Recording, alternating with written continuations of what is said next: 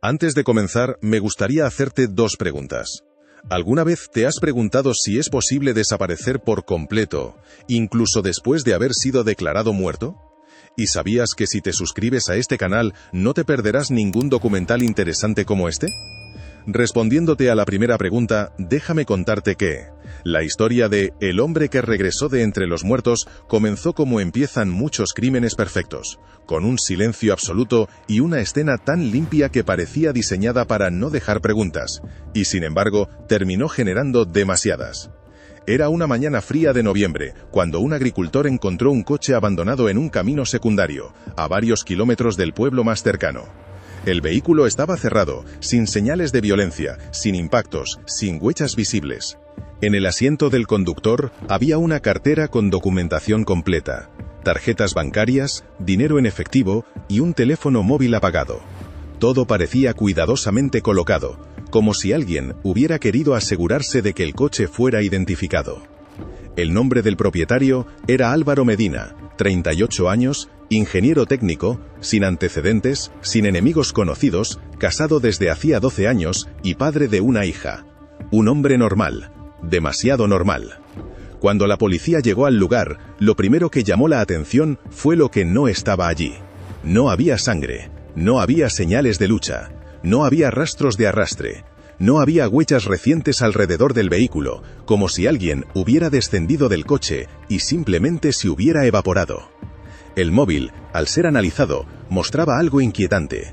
El último mensaje enviado decía solo una frase: "Si algo me pasa, no fue un accidente".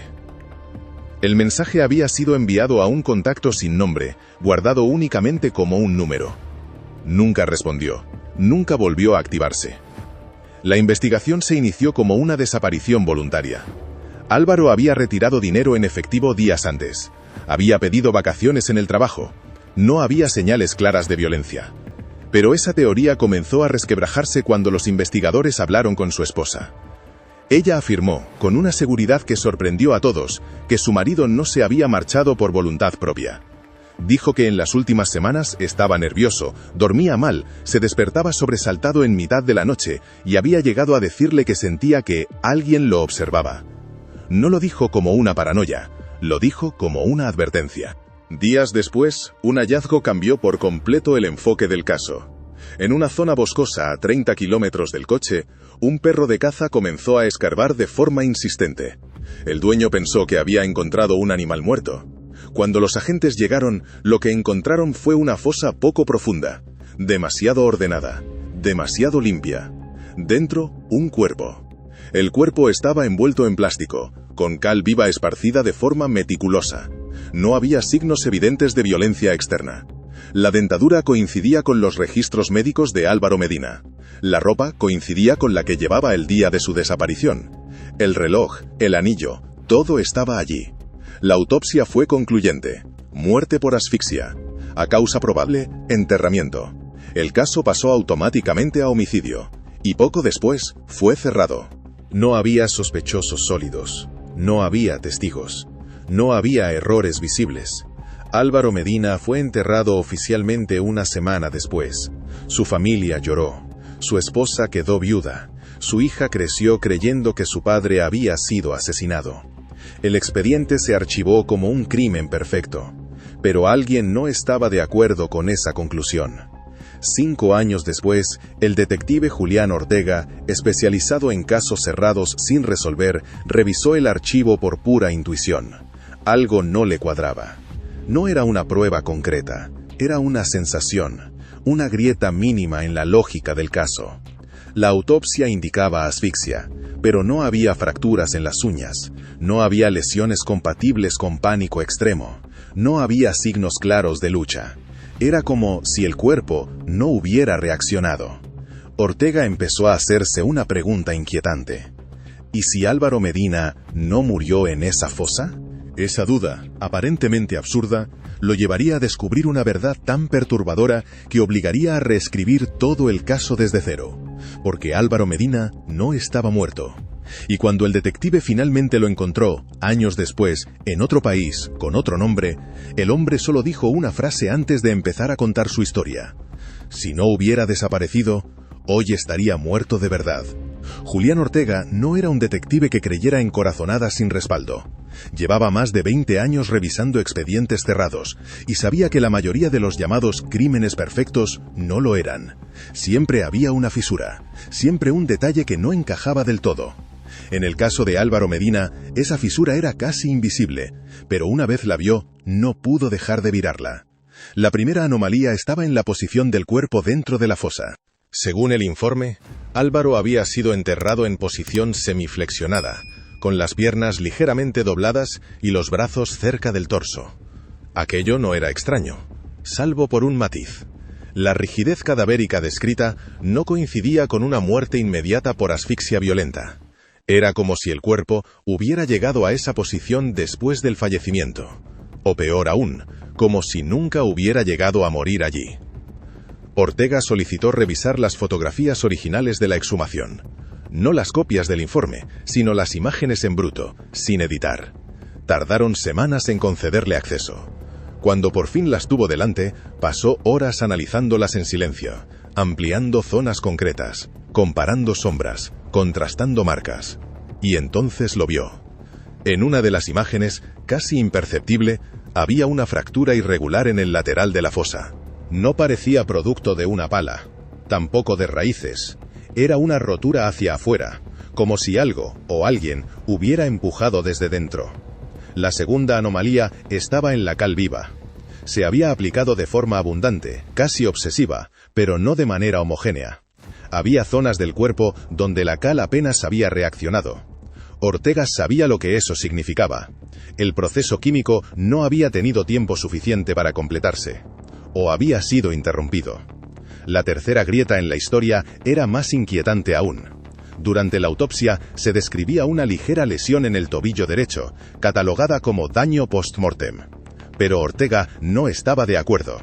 Aquella lesión tenía bordes irregulares, compatibles con un esguince severo o una torsión violenta. Algo que ocurre cuando alguien intenta moverse en un espacio reducido. Cuando alguien empuja, gira, se retuerce desesperadamente, como si alguien hubiera intentado salir. Ortega cerró el expediente con lentitud. Sabía que lo que estaba pensando rozaba lo imposible, pero también sabía algo más. Los informes no mienten, pero las interpretaciones sí. Durante meses trabajó en silencio, revisó cada llamada del móvil de Álvaro, cada movimiento bancario previo a su desaparición, cada mensaje borrado, cada correo electrónico archivado. Descubrió que, semanas antes de desaparecer, Álvaro había buscado información muy concreta en Internet: cómo reducir el consumo de oxígeno, tiempo máximo enterrado vivo, cómo cavar desde una posición limitada. Nadie había reparado en esas búsquedas porque estaban mezcladas con consultas técnicas relacionadas con su trabajo, pero Ortega sí las vio. Y comprendió algo aterrador. Álvaro sabía que alguien iba a intentar matarlo, y había decidido adelantarse. La pregunta ya no era si estaba vivo, la pregunta era ¿por qué nadie había querido verlo? Ortega viajó hasta el lugar exacto donde se encontró la fosa.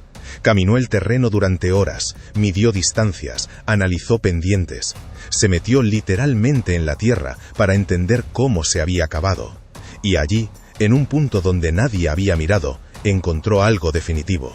Un túnel colapsado, estrecho, apenas visible, que conectaba la fosa con una zona de raíces profundas. No era una madriguera animal, no era una formación natural, era una vía de escape. Alguien había salido de allí.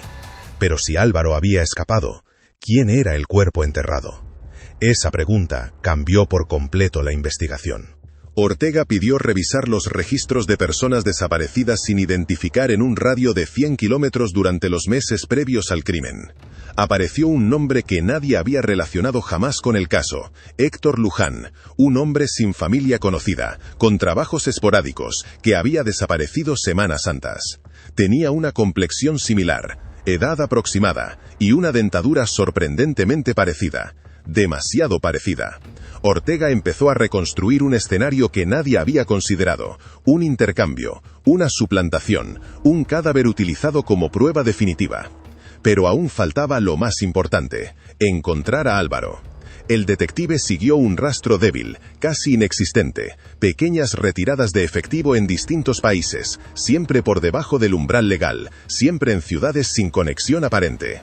Ninguna cámara clara, ningún patrón evidente. Hasta que, en una oficina bancaria del sur de Portugal, alguien cometió un error mínimo.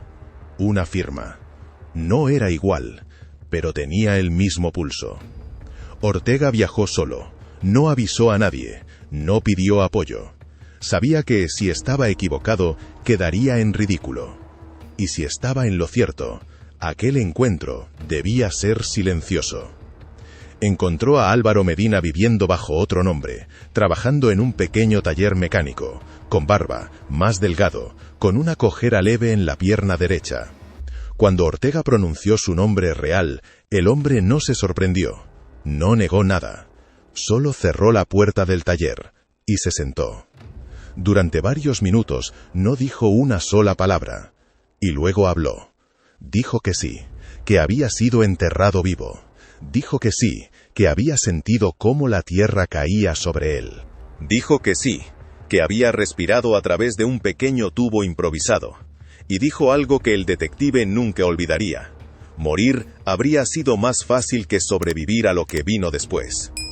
Álvaro tardó en empezar a hablar, no porque no quisiera, sino porque había pasado años entrenándose para no hacerlo, para no pronunciar su nombre en voz alta, para no reconstruir mentalmente aquella noche. Cuando por fin lo hizo, su voz era grave, medida, sin dramatismo, como si relatarlo de forma neutra fuera la única manera de sobrevivir a ello. Dijo que todo comenzó meses antes del entierro. Había detectado movimientos extraños en su trabajo, correos que desaparecían, proyectos que alguien modificaba sin su consentimiento, decisiones tomadas en reuniones a las que nunca fue convocado. Al principio pensó que era una reestructuración interna. Luego comprendió que era algo más personal. Había descubierto un fraude técnico grave en una obra pública. Un fallo estructural que, de hacerse público, implicaría responsabilidades penales para varias personas muy concretas. Cuando informó a sus superiores, la reacción fue inmediata y silenciosa. Nadie lo despidió, nadie lo amenazó. Simplemente empezaron a observarlo. El primer aviso fue una nota anónima en el parabrisas de su coche. Deja de cavar. El segundo fue una llamada nocturna. Nadie habló al otro lado, solo respiración. El tercero fue el mensaje que envió antes de desaparecer. Si algo me pasa, no fue un accidente. Álvaro dijo que en ese momento comprendió algo esencial. No querían asustarlo, querían eliminarlo, y hacerlo de una forma que cerrara el caso para siempre. Fue entonces cuando empezó a preparar su única salida posible. Sabía que si denunciaba, no llegaría vivo al juicio. Sabía que si huía sin pruebas, lo encontrarían. Así que hizo lo único que no esperaban: simular su propia muerte, pero no como un suicidio, sino como un crimen tan limpio que nadie se molestara en revisarlo. Contactó con Héctor Luján a través de una red de favores invisibles, hombres sin raíces, sin familia, sin registros sólidos. Héctor estaba enfermo, muy enfermo. Sabía que iba a morir pronto, y aceptó algo que nadie más habría aceptado. Álvaro no entró en detalles sobre el acuerdo, solo dijo que fue humano y desesperado. La noche del entierro fue exactamente como Ortega había reconstruido. Lo golpearon, lo drogaron, lo llevaron inconsciente al bosque. Cuando despertó, estaba dentro de la fosa. La tierra empezó a caer sobre él antes de que pudiera gritar. Pero no gritó. Había entrenado para eso. Había preparado un pequeño tubo rígido oculto en la ropa. Había medido cuánto aire necesitaría. Había calculado el tiempo. Dijo que el momento más aterrador no fue la falta de oxígeno, sino el peso. La tierra presionando el pecho, la imposibilidad de moverse, el sonido apagado del mundo desapareciendo. Cuando todo quedó en silencio, empezó a cavar. No hacia arriba, hacia un lado. Había estudiado el terreno durante semanas, sabía dónde las raíces eran más densas, dónde la tierra era más blanda. Cavó con las manos, con los dedos, con una paciencia que solo da el miedo absoluto. Cuando logró salir, ya no era Álvaro Medina. Era un hombre sin nombre, arrastrándose por el bosque con un tobillo destrozado, cubierto de barro, sangre y cal viva. Caminó durante horas. Cayó. Se levantó. Volvió a caer. Hasta que llegó a un punto donde había escondido ropa limpia, dinero y documentos falsos.